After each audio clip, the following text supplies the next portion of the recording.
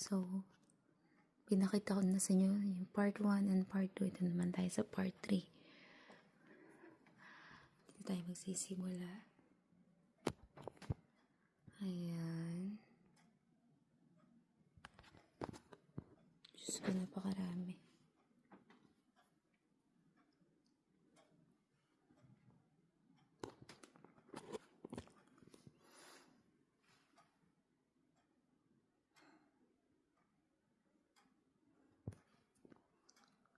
Diba? Ang dami. Ayan, ay may mga collection din siyang relo. Watch. Yung ano talaga.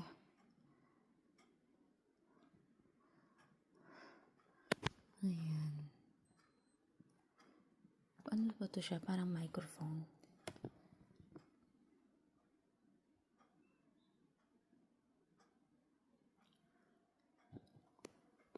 Ayan o.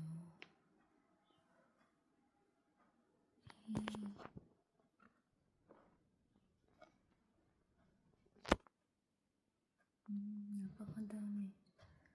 Diba? So, sa Pilipinas, hindi ganito karami yung collection. Tingnan niyo to. Mahal, medyo may kamahalan nga lang.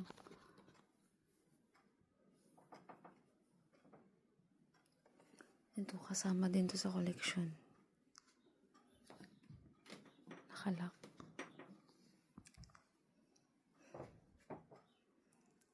Ayan sa taas.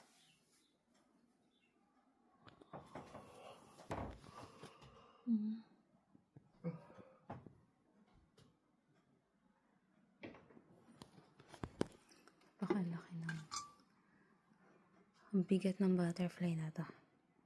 And ayan, sasakyan na gawa sa babasagin. Ayan, sa loob may mga relo din. May mga magagandang klase ng watch. Ayan. Ayan.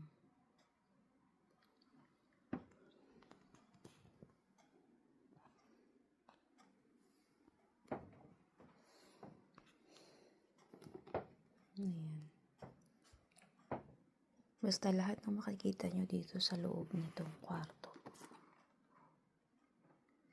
Lahat ito collection.